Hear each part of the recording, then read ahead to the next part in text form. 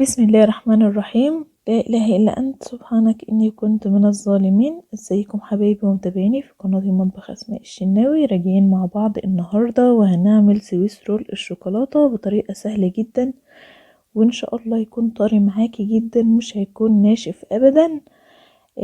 الطريقة دي حلوة قوي للناس اللي السويس رول بينشف معاهم في الصاج. اول حاجة احنا معانا المقادير بتاعتنا عبارة عن 6 بيضات ونص كيلو من دقيق الاسبونج ونص كوباية مية من الحنفية عادي، ومعانا رشة فانيليا ومعلقة محسن جل، وهنضرب في العجين لحد ما القوام يتضاعف معانا ويبقى شبه كريمي. بعدين هنفضيه في صينية اللي هي الوسطانية في الطقم المستطيل، اللي هي بتكون مقاس 30 تقريبا في 27 أو 25 على حسب طقم الصواني اللي عندك.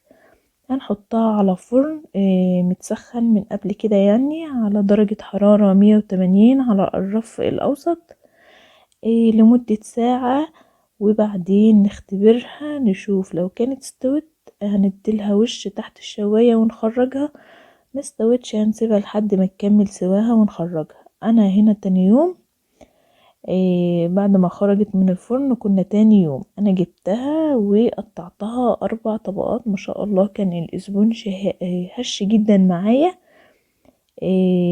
فانا قطعته 4 طبقات.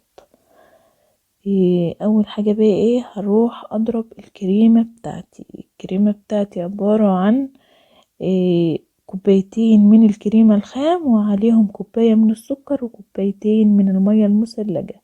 لو عايزة تحطي لبن حطي، بس انا بصراحة ما بحبش اللبن في الكريمة، بحس ان الكريمة لو باتت طعمها بيتغير. انا جبت اول طبقة كده، وجبت كيس من اللي هما بتوع التلاجة اللي هما بتوع اللبن او بنحط فيهم الخضار، يعني فتحته وبدأت افرد عليه طبقة كده من الكيك بتاعي وحشيتها بالكريمة، وببدأ الف زي ما انتوا شايفين كده. طرية جدا، يعني ما بتتكسرش ولا بتتبهدل ولا اي حاجة.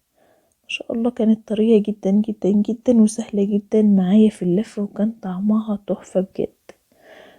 انا هنا خلاص لفتها، انا هاخدها دلوقتي احطها على صينية او على حاجة واحطها في التلاجة، وابدأ اخرجها واحشيها بالكريمة زي ما انتم شايفين، واغطيها بالكريمة من بره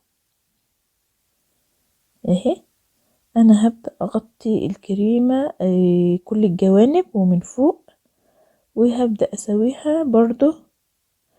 انا بسويها معايا قطعة من الفاكيوم، وببدأ اعملها زي ما انتم شايفين كده، بنيم الفاكيوم عليها واشد، بتطلع معايا متساوية جدا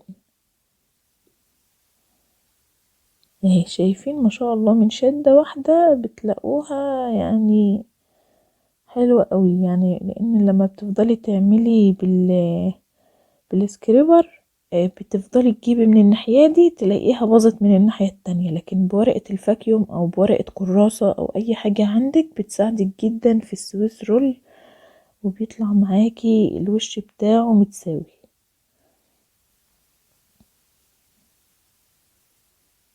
انا دلوقتي هبدأ اشيله على صينية او على حاجة وادخله الفريزر لمدة ما تقلش عن ساعة مثلا او ساعتين، او ممكن تسيبيه تاني يوم. بس طبعا انا ما سبتوش لتاني يوم لان انا كنت مستعجلة، فانا سبته تقريبا ساعة لحد ما نشف كده ومسك نفسه.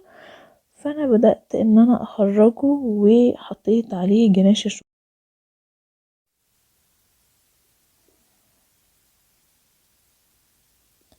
انا هبدأ انضف الكيس بتاعي كده علشان يكون المكان نضيف، وهبدأ برضو اجيب طبقة تانية برضو وافردها واحشيها برضو بالكريمة بتاعتي.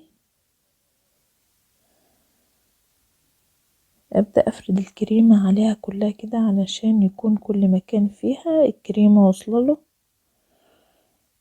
لو انت عايزة تعملي فيه كريمة من جوه لونها بني ممكن تقدري تحطي عليها جناش، لكن انا حبيت ان الكريمة من جوه تبقى لونها ابيض علشان انا كنت صب جناش من فوق.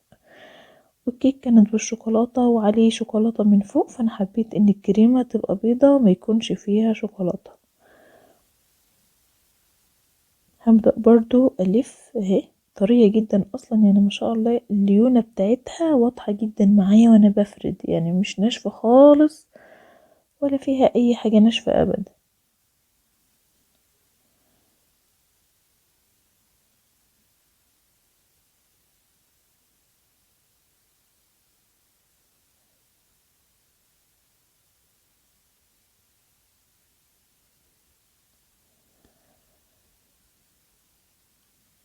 هبدأ برضو اغطيها بالكريمة من فوق زي ما عملت في التانية.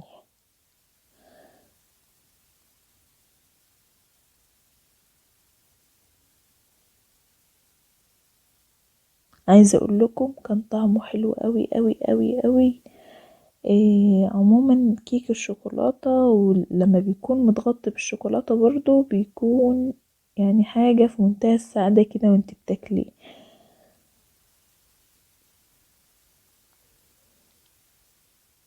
انا كان نفسي ان انا اصور لكم المقطع وانا بجهز الكيك، بس للأسف ما صورتوش. فانا هنا خلاص ببدأ الف اللي هي تالت واحدة، دي تالت طبقة من الكيك. الطبقة الرابعة دي انا مش هلفها، انا اديتها بصراحة للاولاد اكلوها كده يعني. انا لفيت 3 طبقات بس. شايفين هي طرية جدا معايا، فعشان تعرفي تقطعيها لازم تكون في الفريزر. يعني السويس رول علشان تقطعيه وتطلع القطعة معاكي متساوية ومش متهربدة ابدا، لازم بعد ما تغطيه بالكريمة لازم يدخل الفريزر علشان يجمد، يعني اقل حاجة ساعة او 2 وبعدين تخرجيه.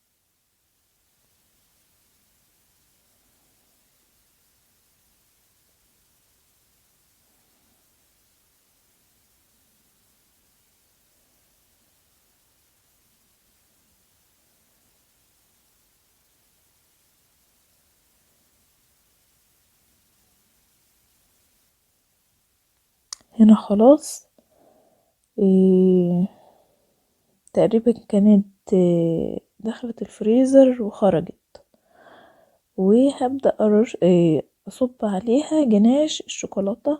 ده جناش الشوكولاتة، أنا عملت كريمة وحطيت عليها شوية من المية تقريبا، يعني معلقتين كبار من الكريمة حطيت عليهم تقريبا ربع كوباية من المية أو أقل شوية، وحطيت عليهم 100 جرام شوكولاتة وحطيتهم على حمام مائي او حمام بخار، يعني بحط حاجة فيها مية وبعدين احط الكريمة والشوكولاتة في حاجة تانية فوقيها يعني، وبسيبها لحد ما الشوكولاتة تسيح. وبيطلع معايا جناش الشوكولاتة الحلو ده، كل اللي بيدوقوا جناش الشوكولاتة ده بجد بيعشقوه. هنا ايه، انا بدأت اصب جناش الشوكولاتة على السويس رول بتاعي. انا هحاول ان انا اغطي السويس رول كله بالشوكولاتة، وهبدأ ادخله برضو الفريزر تاني برضو شوية لحد ما الجناش يمسك على السويس رول، وابدأ ان انا اقطعه.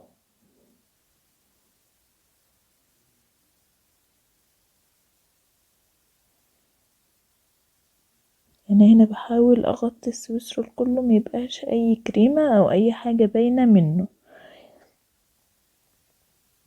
ده كان شكل السويس رول بعد ما قطعته، تحفة بجد ما شاء الله عليه، كان جميل جدا والقطع كانت كبيرة مش صغيرة ابدا. جربوه مش هتندموا، والسلام عليكم ورحمة الله وبركاته.